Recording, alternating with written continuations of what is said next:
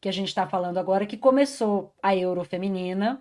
Você até está produzindo conteúdo sobre isso e que está assim ajudando cada vez mais a desmistificar a ideia de que futebol feminino ninguém quer ver, né? Assim, cansamos já desse discurso, mas a Euro com números absurdos de venda de ingresso, né? Já teve hoje a Suíça perdeu para a Noruega, né? Que é o time da casa, enfim, a Suíça, mas com muita torcida, com muita festa, com muita gente nos estádios. Assim, conta um pouquinho para gente desse clima da Euro feminina, que eu acho só que não podia começar junto com o Mundial de Clubes, embora esteja começando nesse momento nosso de, né, de depressão sem jogo, para não tirar o foco, enfim, para o futebol feminino poder brilhar sozinho.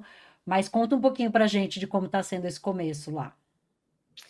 Assim, acho que a Europa está anos-luz na nossa frente, né? Em relação não só a investimento, mas como os próprios clubes encaram os campeonatos locais.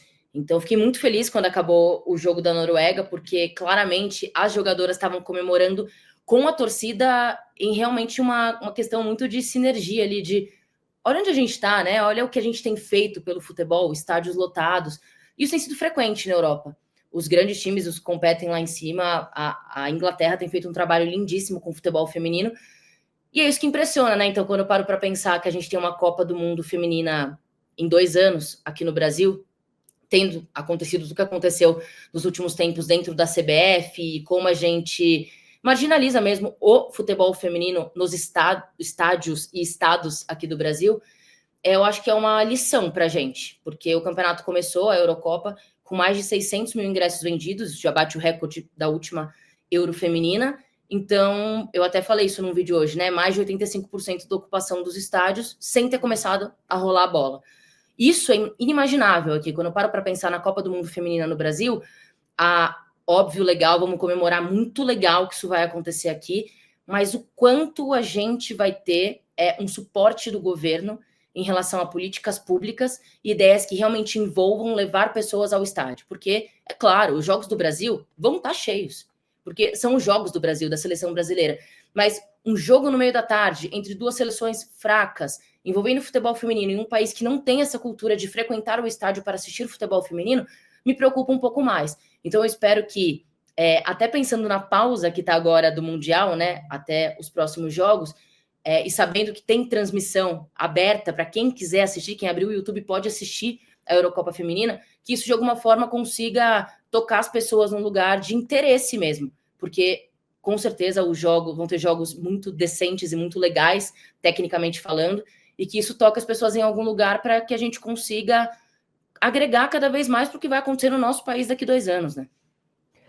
Eu fico vendo, assim, eu vi teu vídeo hoje, me surpreendeu muito, assim, positivamente, né? Que os estádios estejam já quase cheios, mesmo antes de começar. A Europa está mesmo muito na nossa frente. A gente vê, por exemplo, o que aconteceu no Corinthians hoje, né, Alicia? Pagaram, né? Arrumaram dinheiro para pagar o Memphis. O Memphis teve a dívida sanada, mas eles ainda devem premiação para as mulheres, e elas foram lá reclamar. E é isso, assim, a gente viu o Ceará em 2023 ou 2022, o time masculino caiu, e quem sumiu do mapa foi o feminino, acabaram com o time feminino, porque o Que time estava masculino ótimo, inclusive. que estava ótimo, exatamente. Então, a gente vê não só a gente não tendo esse investimento, como a gente tendo que pagar contas que não são nossas, né? Então, dá medo mesmo, assim, e não vejo esse governo se preocupando com isso, infelizmente, sabe? Embora seja um evento de enormes proporções, enormes possibilidades de fazer circular dinheiro, né? Eu não vejo isso, infelizmente. Até porque, assim, pode falar. Não, vai lá, Lu, imagina. Não, eu ia falar basicamente que é isso. Existe esse interesse de trazer o turismo para o país. Os europeus têm muito interesse, os estrangeiros têm muito interesse em viver o Brasil de perto. O futebol é um atrativo para isso. Eu estava na Copa do Mundo Feminina, tanto da França em 19, como na Austrália e Nova Zelândia agora. E as pessoas vivem aquilo com uma intensa dedicação e amor. É um público completamente diferente da Copa do Mundo masculina. É muito familiar, muita criança, os estádios lotados de mulheres.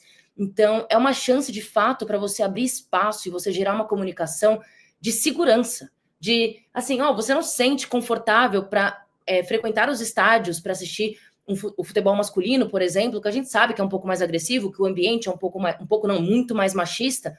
O futebol feminino está aí para isso, então você pode trazer um público gigantesco do seu país e estrangeiro que vai se sentir confortável e tendo essa experiência nova até, sabe?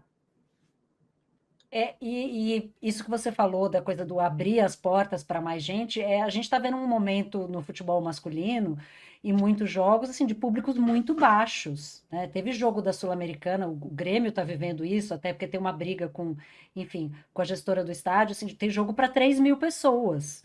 Então, claramente não está funcionando, né? Essa relação em algum lugar ela está errada. E eu acho que realmente o futebol feminino abriria essas portas. Nos Estados Unidos foi muito assim, né? A Copa do Mundo feminina, você olhava e eram aquelas criancinhas, né? As meninas vendo as suas ídolas dentro de campo, né? Quem elas almejam ser.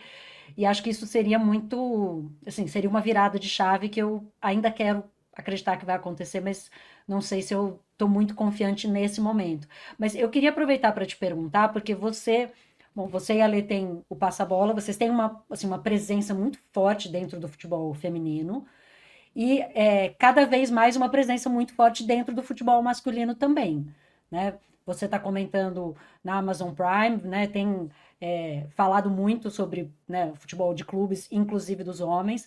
E assim, o que é diferente no dia a dia quando você está trabalhando no futebol feminino e quando você está comentando um jogo da Copa do Brasil masculina no Prime? Assim, o né, dos comentários, do que você recebe, do que você vê do futebol, assim, essa transição entre o futebol masculino e feminino, que você vive diariamente, que a gente, por exemplo, não vive, porque a gente vive muito Sim. mergulhada no masculino, né, na maior parte do tempo.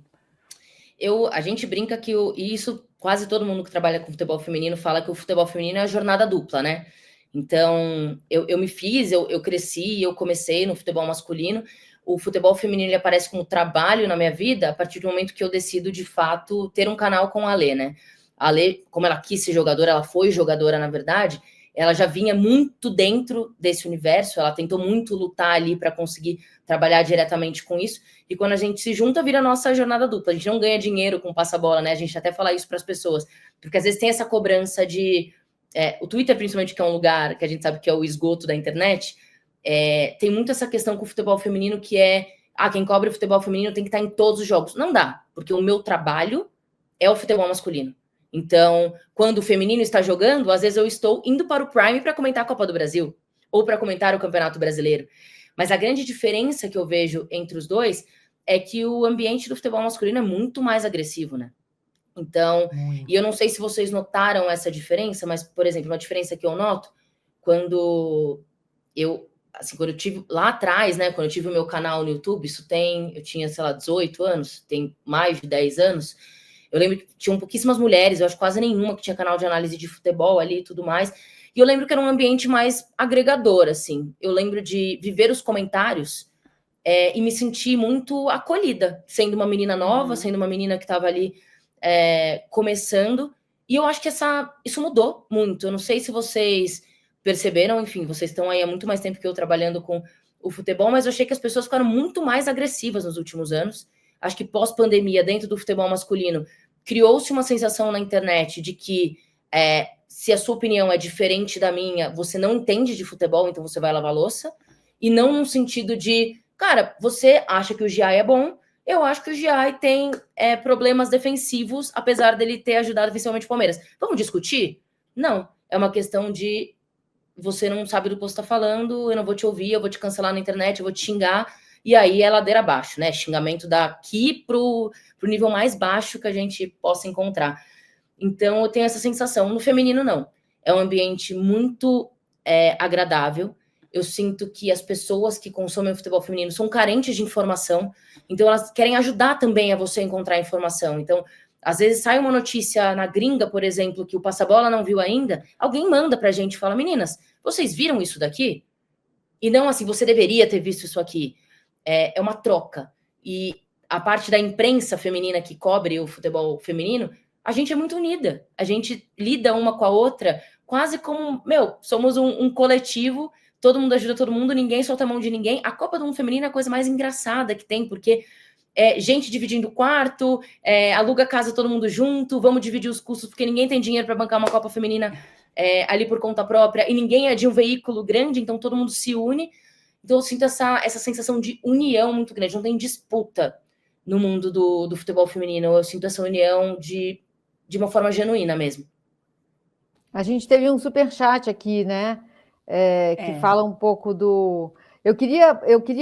A gente está acabando aqui, mas isso que a Luana falou é muito importante, assim, essa diferença do futebol feminino, masculino, e como a gente é cobrada, assim, pelo feminino, né? Às vezes sei lá, a gente ganha o dinheiro no masculino, assim, é onde a gente se formou também.